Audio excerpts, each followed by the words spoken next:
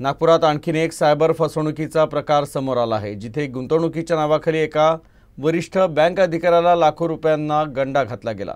धक्कादायक बाब म्हणजे या प्रकरणातील फिर्यादी एका प्रतिष्ठित बँकेचे जनरल मॅनेजर आहे।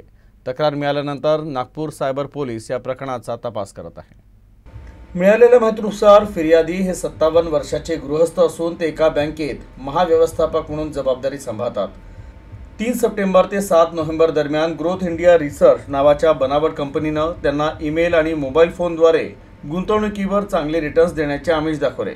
सेजल तिवारी, अर्पित माहेश्वरी, जयवर्धन कुकरेजा आणि चंदन जलरेजा अशी ओळख सांगत आरोपींनी तक्रारदाराला अनेकदा एकूण 13,27,361 रुपये ऑनलाईन ट्रान्सफर करण्यास भाग पाडले।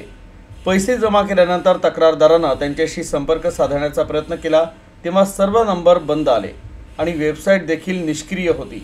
तक्रारीनंतर सायबर पोलिसांनी फसवणूक आणि IT कायद्याच्या विविध कलमांन्वये गुन्हा दाखल करत अधिक तपास सुरू केला आहे।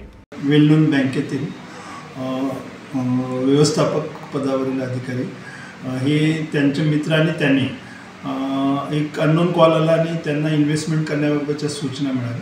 त्यानंतर त्यांनी वेगवेगळ्या अकाउंटमध्ये त्यांनी स्वतः 9 लाख रुपये आणि त्यांच्या मित्राने 2 लाख रुपये असे एकूण 11 लाख रुपये त्यांनी अकाउंटमध्ये इन्व्हेस्ट केले। परंतु त्यांचा जे इन्व्हेस्टमेंट होतं ते त्यांना ग्रोथ दाखवायचे, पण त्यांना ते पैसे काढता येत नव्हतं। त्यांच्या लक्षात आल्यानंतर सदर बाबत त्यांनी सायबर पोलिसनी ते संपर्क केल्यानंतर आपण ती NCCRB पोर्टलवरती तक्रार नोंद करून आपण त्यांचा गुन्हा घेतलेला आहे।